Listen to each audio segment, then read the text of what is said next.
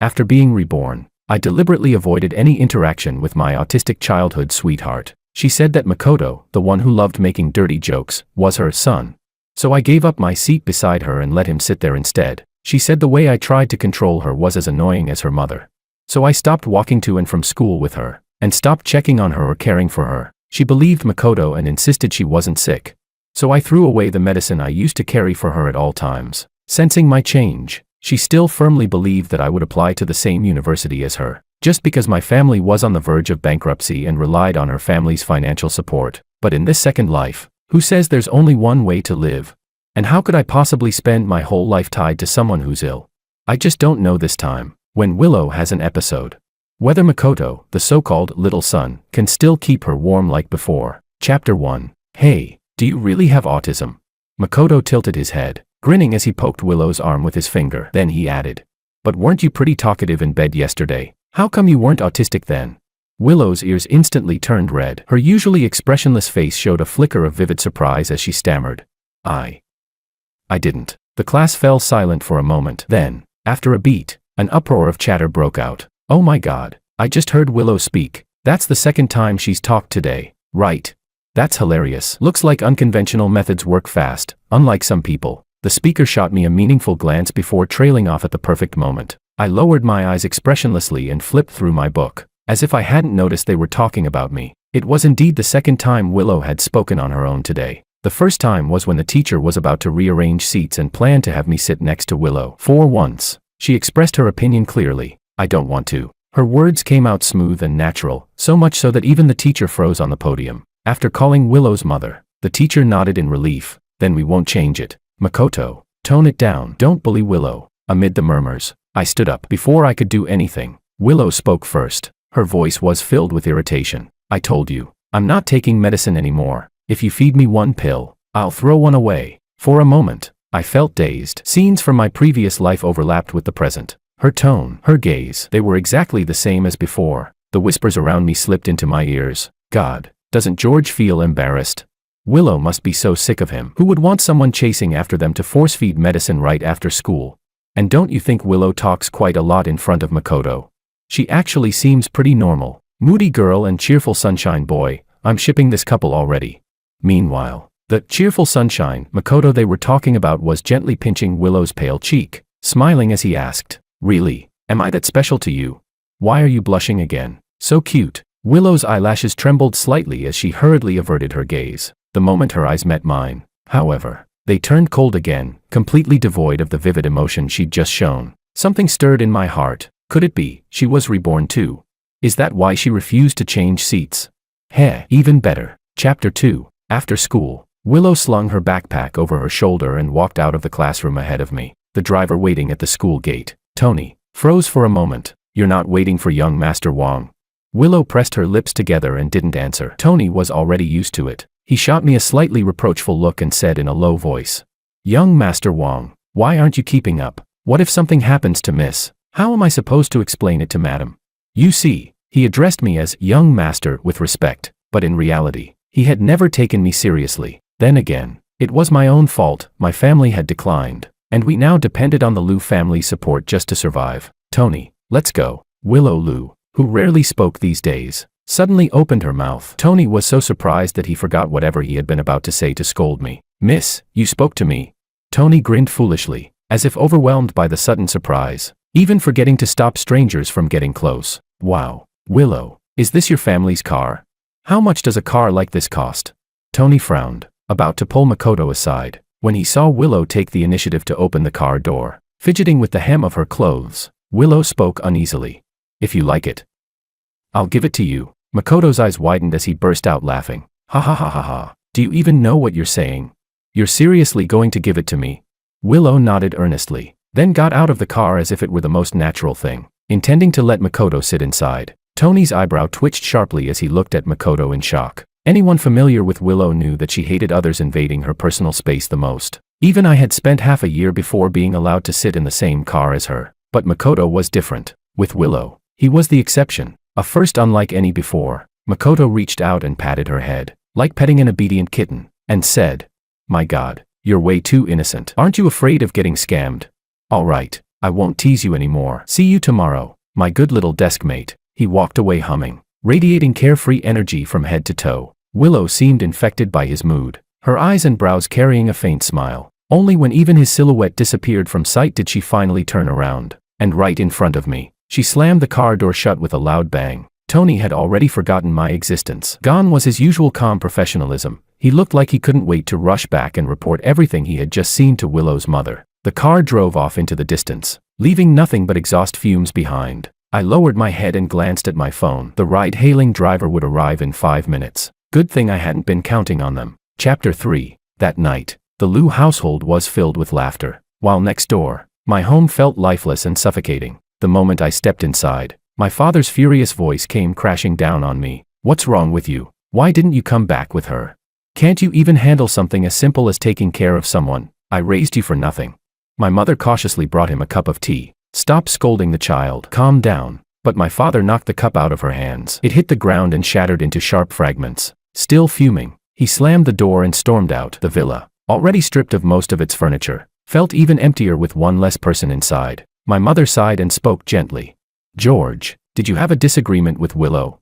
You know Willow, she's simple-minded. Be more tolerant and patient with her. Our family still has to rely on the Liu family in the future. Back when my father hadn't squandered all of our family's assets, we stood on equal footing with the Liu family. At the very least, we didn't have to bend over backward just because of a single word from Willow's mother. I paused in the middle of picking up the broken shards and said, Mom, I'm in my final year of high school. I'll be going to university soon. I can rely on myself to earn a living. Why do we have to pin all our hopes on the Liu family, and on someone who gambles?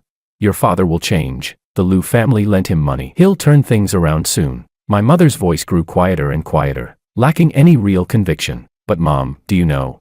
Even if I did as you wished and tried to please Willow, my father would never quit gambling. Not until he had mortgaged this villa, the last thing propping up his pride, and still lost everything. Only then would he jump from the top floor and end his life. In the end, we would still have no choice but to live at the mercy of others. Clinging to the Liu family, my hand tightened unconsciously until a shard of porcelain cut into my palm. The sharp pain snapped me out of my memories. My mother cried out in alarm and carefully disinfected my wound. At that moment, I received a message from Willow on WeChat. You're disgusting. So annoying. Stop bothering me from now on. People with autism often seem unaware of social nuances. They don't consider others' feelings and tend to speak bluntly. In my previous life, I spent over a decade by Willow's side. It took immense effort to teach her how to express dislike in a gentler, kinder way. Instead of resorting to hitting, smashing things, or hurling insults, she learned slowly, but she did make some progress. When faced with the cup of warm milk her mother brought her to help her sleep, she no longer knocked it over in frustration like before. Instead, she calmly said, I don't want it.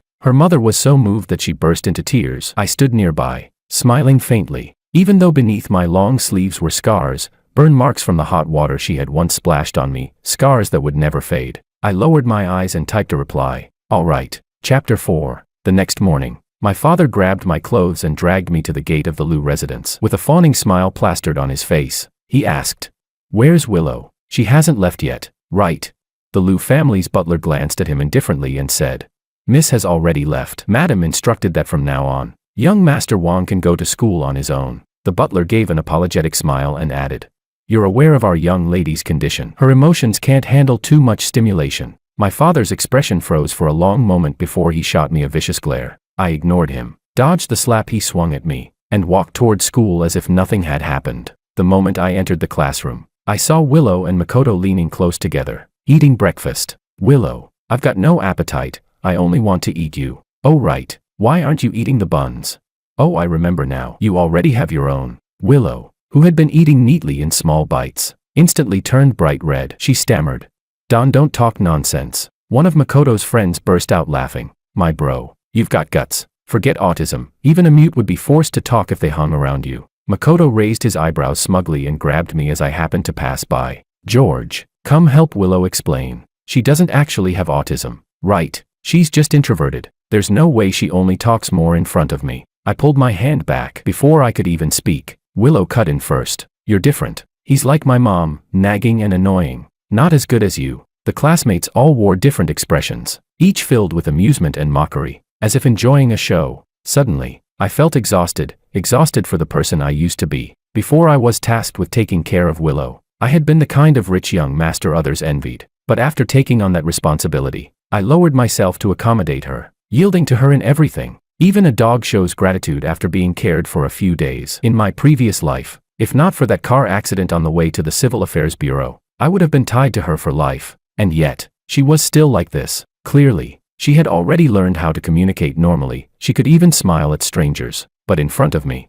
her words were always sharp and hurtful, never considering how I felt. Was it really because she had been warmed by Makoto, that so-called little son, that she became somewhat normal? No, that was the result of over a decade of my effort in my previous life. Yet everyone naturally credited Makoto for it. I looked straight into Willow's eyes and said with a smile, "But I don't have a daughter as old as you." Chapter 5. In my previous life, Willow's mother had already planned out my entire future. Willow would go to a music academy, and I would have to study the obscure field of music therapy, using the music Willow loved to heal her. In her mother's eyes, this was the most perfect arrangement imaginable. It didn't matter that I wasn't good at music. It didn't matter that the major had poor job prospects. As long as it was useful to Willow, that was enough. And as a reward, the Liu family would provide my father with financial support and business opportunities. Back then, at school, Willow would often be triggered by certain sounds or even someone's unintentional movements. Then she would have an emotional breakdown, becoming restless and agitated. She would flip over desks, claw at her own fingers uncontrollably until they were covered in blood. All I could do was put down my notes and softly comfort her under the complicated gazes of everyone around us. Right, back then, where was her little son?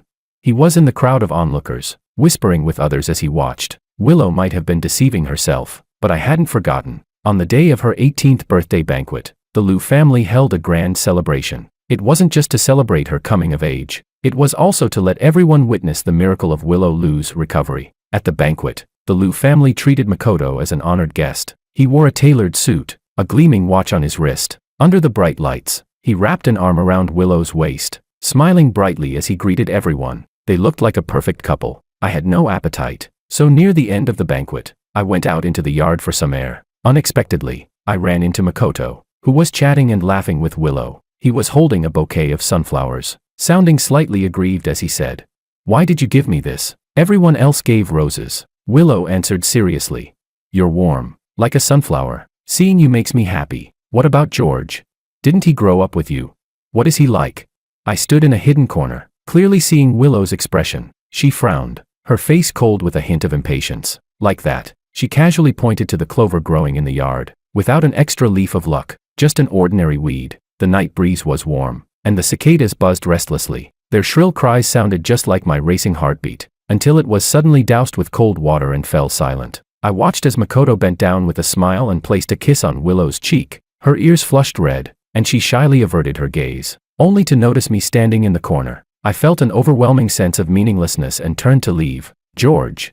Willow suddenly called out and jogged over to me. A faint blush still lingered on her face. "My mom talked to me before. She still hopes we'll apply to the same university," I replied. "Your mom worries too much compared to me. Makoto is obviously more suitable for you." Willow frowned, "But I told my mom, I only want you." I looked up at her in surprise. She turned her head away before continuing. "When I'm sick, I look awful. So that was it. That was why she only wanted me." She reserved her best side for Makoto. While letting her out of control, irritable self hurt me. I had to follow behind her like a nanny, urging her to take her medication on time even if she hated me. Taking care of her emotions, putting her above everything else, that was something the proud little son could never do. From afar, Makoto called out to her, his voice light and cheerful, "Hurry up, Willow, I'll take you to do something you like." But she remained motionless. I knew she was waiting to hear my promise. It wasn't that she didn't know how good I was to her. She just believed it was only natural. I steadied my emotions, then gave her a bright smile. "Of course, I'll always stay by your side." Hearing my answer, she happily ran toward Makoto. The smile in my eyes disappeared. "Willow, after the college entrance exams, you can walk your bright, sunlit path with your sunflower, and I will leave you completely, becoming nothing more than a resilient clover. I just wonder, when you have another episode, will your little son still be able to warm you like before? I'll be watching." Chapter 6. Whenever I took a break from grinding through practice questions, all kinds of rumors about Willow and Makoto would slip into my ears from every direction. People said Makoto had taken Willow to climb over the school wall and skip classes again, or that he had secretly taken her to a music festival in a neighboring province, without telling anyone. My mom said that day, Willow's mother had shown up at the high-speed rail station with a group of people, her face grim as she waited at the exit, only to break into tears when she saw Willow. She saw a radiant, lively Willow. Everyone said Makoto was Willow's salvation, that their story was like a coming-of-age romance novel brought to life. Even my mom looked at me with regret and said, "How come you and Willow just weren't meant to be?" I simply kept working on my questions in silence, completely out of place amid the lively crowd around me. To help senior year students relax, the principal specially organized a Christmas party. It was quite unexpected. Willow actually went on stage to perform. Dressed in a simple white shirt paired with a long black skirt, she stood there quietly, yet effortlessly became the center of attention. "George." I turned at the sound of my name. She lightly twisted her fingers together and asked, "I went next door to look for you. Why weren't you there?" Just because she looked for me, did that mean I had to always be available? "I've already applied to live on campus," I replied. She frowned, clearly trying to recall when I had moved out of that villa. Seeing that she was about to say more, I had already lost any interest in listening. Makoto jogged over to her, wearing a suit. He spread his arms and spun around. "Do I look handsome today?" Willow probably nodded, because I heard Makoto immediately continue. "Then say it, you like Makoto." I curled my lips slightly, not wanting to hear any more, but Willow's voice came through clearly as she asked, "What does like mean?" Makoto froze for a moment, caught off guard by the unexpected response, but he quickly composed himself and explained with a smile. "Didn't you say you feel happy when you see me? That's what like means." Willow nodded thoughtfully, but didn't say anything further. When it was her turn to go on stage, the applause from the audience was thunderous. In everyone's eyes, she was no longer the girl with severe autism, but a calm, composed, and exceptionally talented musician. A cheerful melody flowed from her slender fingers, making it hard to imagine that someone who seemed so withdrawn could have such a rich inner world. I clapped along with everyone else, but I knew the truth. This was the piece she had written for Makoto in my previous life, and now, she was finally playing it openly for her little son. The performance ended. Makoto, dressed in formal attire, walked onto the stage with a smile and presented her with flowers. No one hesitated to praise them as a match made in heaven. Some classmates whistled excitedly, and the cheering nearly lifted the roof off the auditorium. I quietly stood up and left my seat, stepping into the hallway to take a deep breath. Chapter 7. I received a reply from my mom on WeChat. "I've already prepared to divorce your father. George, I will never drag you down." Willow still planned to apply to C University's music academy. When she practiced in the piano room, Makoto would often sit nearby with a textbook in hand, pretending to study. During a break between classes, I happened to pass by the piano room. Inside came a chaotic stream of clanging notes. Makoto was sitting at the piano bench, laughing as he randomly pressed the keys. Willow stood quietly beside him, occasionally reaching out to guide the position of his hands. I suddenly remembered, in my previous life, I had once played the piano for Willow too. Music therapy wasn't a field I liked, but I had a competitive personality. I wanted to do everything perfectly. In private, I practiced over and over again until even my teacher praised my performance as flawless. Only then did I bring Willow to the piano room. But after just a few notes, she said impatiently, "It sounds awful. Don't ruin my piano." My talent in music really couldn't compare to that of a genius, but now I understood. Whether something sounded good or bad had nothing to do with the music itself, only with who was playing it. I was about to look away when I noticed Willow's fingers rubbing together restlessly. After knowing her for so many years, I immediately recognized it as a sign of anxiety. What was she anxious about? "I should take my medicine." She suddenly turned around, rummaging through her bag for her pillbox, but in the next second, Makoto effortlessly snatched it away. "Willow," holding her face in his hands, he said seriously, "I'm different from others. I won't force you to do things you don't like. Besides, you're not sick at all. You don't need medicine." He took her hand, and together, they threw the pills into the trash. "Come on, let's say goodbye to the past." Willow obediently followed his lead and high-fived him in celebration. Her expression seemed lighter, as if a burden had been lifted. I walked away quickly, not wanting to watch any further. During the test on Sunday night, Willow and Makoto rarely showed up in the classroom. Everyone was surprised for a moment, then lowered their heads and focused on answering the questions. This test wasn't easy. Some students clicked their pens irritably. The click sounds were especially harsh in the quiet classroom. Suddenly, without any warning, Willow flipped over her desk and crouched on the floor, clutching her head as she screamed. Chaos broke out around her. The student in front clutched their lower back after being hit by the desk, grimacing in pain. What's wrong with her? Is she having an episode? Oh my God, that's terrifying. Is she going to hurt someone? She looks like she's gone crazy. Makoto, who sat beside her, kept backing away as if afraid of being affected. He clutched his chest, his face full of panic. Makoto, go help her. Doesn't Willow listen to you the most? He frowned, shooting an annoyed glance at the student who spoke, then covered his ears uncomfortably. The commotion Willow caused was so loud that even students in the hallway gathered to watch. The homeroom teacher tried to approach her and calm her down, but she shoved him hard, knocking him to the ground. Rubbing his aching arm, the teacher suddenly lit up as he looked at me. George, go calm her down. I put down my pen. Just like the countless times before, I skillfully took earplugs from her bag and put them on her. Then I forcefully pried her hands apart to stop her from digging her nails into her own skin until it bled. After a long while, Willow gradually calmed down. She pressed her lips together and looked at me with deep, unreadable eyes, then gently pulled her hand away. Willow, you scared me to death just now. Makoto hurried over, pushing me aside. He looked at the bloody marks on her palms with concern, his voice full of worry. How did it get this bad? Does it hurt? Willow had been looking at me, but upon hearing Makoto's voice, she immediately snapped back to attention and awkwardly reassured him. It's okay, it doesn't hurt, don't worry. Under everyone's gaze, I quietly returned to my seat. After all, my efforts to calm her down could never compare to a few words from Makoto. Chapter 8. After that, Willow's behavior returned to normal. Her emotional outburst during the test seemed like nothing more than a minor incident, quickly forgotten by everyone. However, there seemed to be a slight conflict between Willow and Makoto. Wearing the diamond watch Willow's mother had bought for him, Makoto held Willow's hand and coaxed her. Don't ignore me. I was just scared that day. Anything George can do for you, do you really think I can't? Willow lowered her eyes and said nothing. It wasn't until he added, I'm so handsome even mosquitoes want a bite of me. Want to try too? That she pulled her hand back as if shocked, though a faint smile appeared on her face. During the arts entrance exams, the Liu family made a grand show of accompanying Willow. Outside the exam venue, a photo of Makoto hugging Willow to cheer her on was captured by reporters, drawing envy from countless netizens. Such a good-looking couple. They look like the leads in a youth romance drama. In the photo, Makoto was smiling brightly, while Willow looked up at him, her eyes full of tenderness. I locked my phone screen and continued working on my questions. On the day the exam results were released, Willow's mother specially invited our family over. She openly praised Makoto, who sat beside her. Makoto is truly a blessing to the Liu family with him around. Willow's illness has improved, and she even got first place nationwide. Oh right, George, what university are you planning to apply to this year? My father shot me a disappointed glare before smiling and answering for me. Of course, just like we discussed before, he'll go wherever Willow goes. Willow's fingers curled slightly as she suddenly stared at me and asked, what major do you want to apply for? I paused, then answered honestly.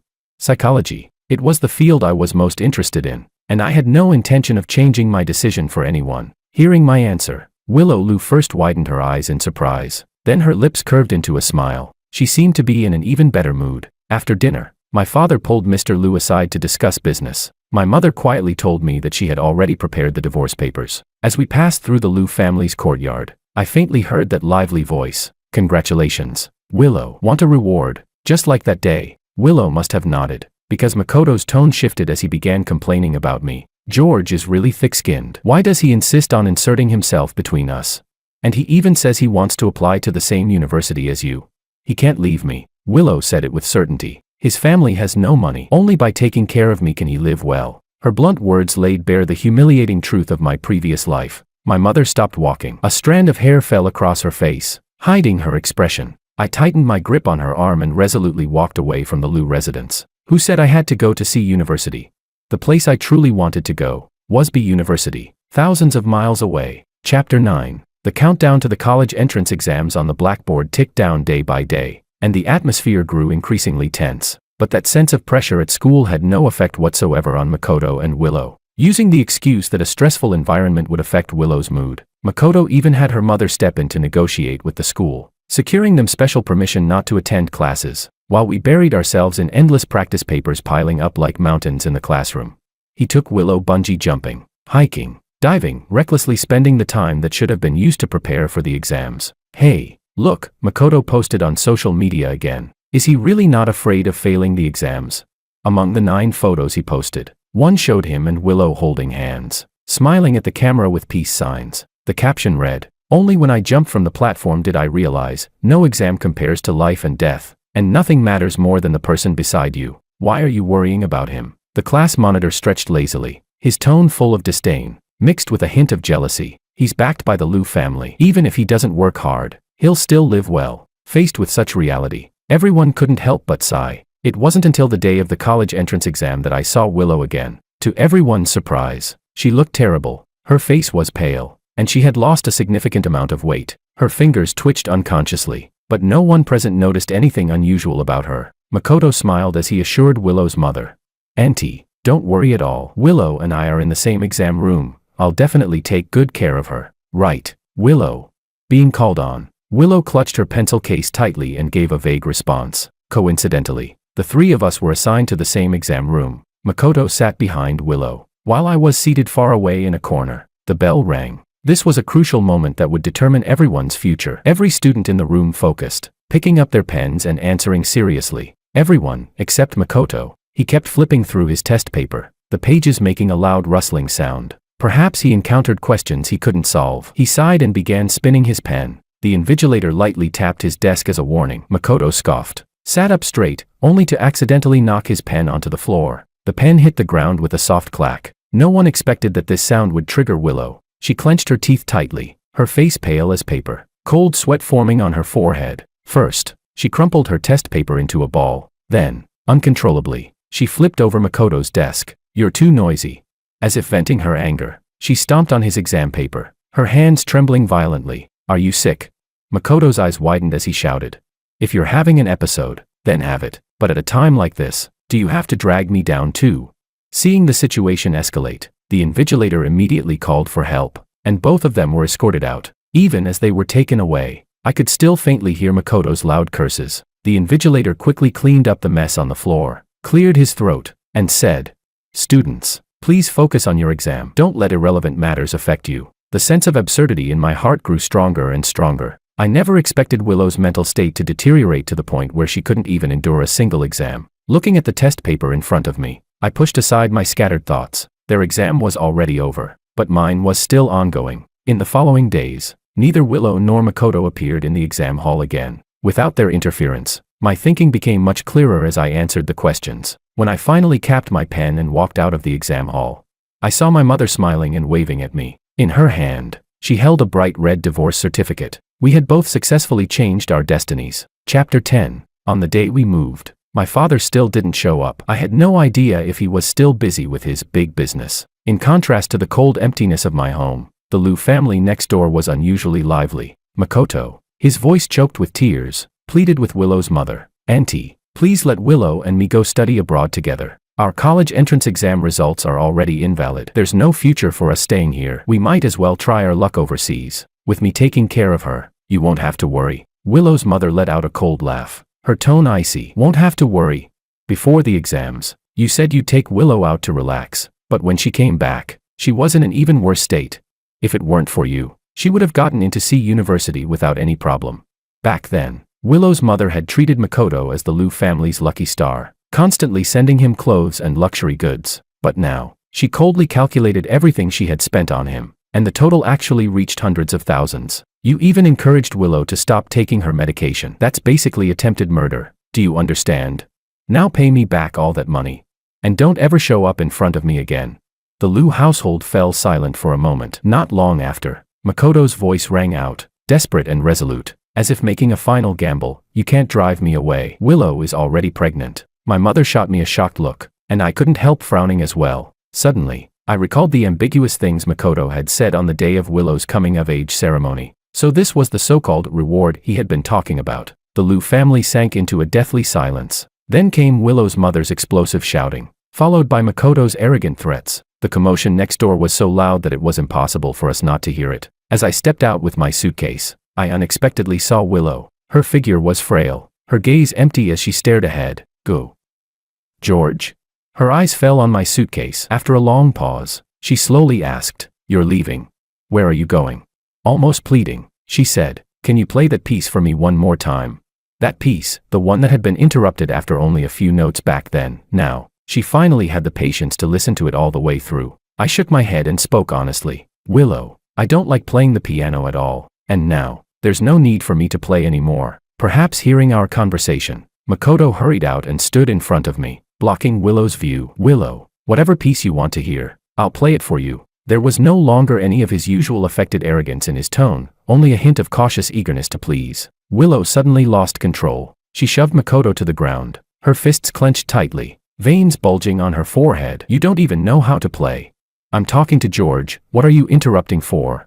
If someone nearby hadn't stopped her in time, her slap would have already landed on Makoto's face. Whether in my previous life or this one, it had been many years since I had seen her lose her composure like this in front of others. Makoto clutched his head, sitting on the ground in a miserable state, his face full of panic. As if realizing something, he suddenly turned and shouted at me, "George, aren't you amazing? Hurry and make her stop acting crazy."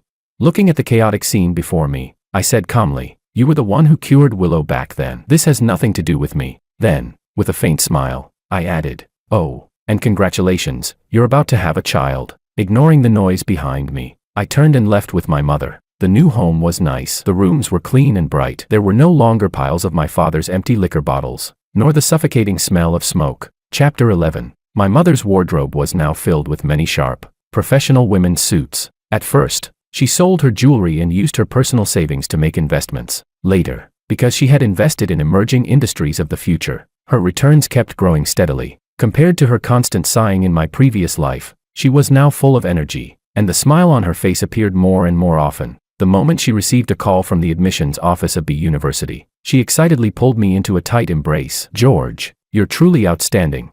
My homeroom teacher also called to congratulate me. Laughing, he said, "George, you're this year's top scorer in the city. You've really brought honor to our school. I bet the media will be coming to interview you soon. Make sure you're prepared." All the effort I had put in had finally paid off. I happily replied to the messages on my phone. Classmates I knew all sent their congratulations, and among them was a message from Willow. "Will you go study abroad with me?" I frowned and, without hesitation, blocked and deleted her. But once someone becomes stubborn, no one can stop them. When I went downstairs to take out the trash, I was surprised to see her waiting there. Willow stood there like a statue, looking pitiful, like a stray kitten abandoned by the roadside. My expression remained blank, pretending not to see her. I walked straight past her. Suddenly, she stepped forward and grabbed my wrist tightly, her grip so strong that my skin immediately turned red. "Why didn't you reply to my messages?" She looked at me, her eyes filled with confusion and grievance. "You're hurting me. Let go." She released my hand as I said, but still went on planning my future. "You don't have to study psychology for me. Come abroad with me. You can do whatever you want. I'll have my dad give your family some money. You can even move back into your old villa. You're not living well right now. If you stay with me, you can live in a big house and have servants to take care of you." I found it somewhat ridiculous and cut her off directly. "What makes you think I studied psychology for you? Do you think you're the only patient in this world?" Her expression froze for a few seconds. A group of reporters rushed over upon hearing the news. They surrounded me, and it felt as if Willow and I were separated into two different worlds. "George, as this year's top scorer in the city, all the major universities must be competing to recruit you, right?" One reporter joked. "So which school is your top choice?"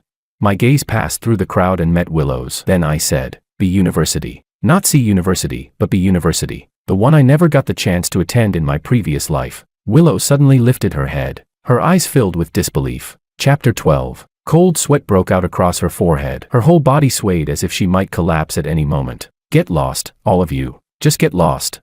She crouched down, fists clenched, and began pounding her head hard. "Is she sick? Depression? Doesn't really look like it." The reporters lowered their cameras and stepped back awkwardly. Only then did Willow's mother arrive slowly with others in tow. Grinding her teeth, she shoved Makoto beside her. "This is all your fault. You shameless disgrace. You've completely led Willow astray. Go on. What are you hiding for? You think getting my daughter pregnant is enough to become my son-in-law?"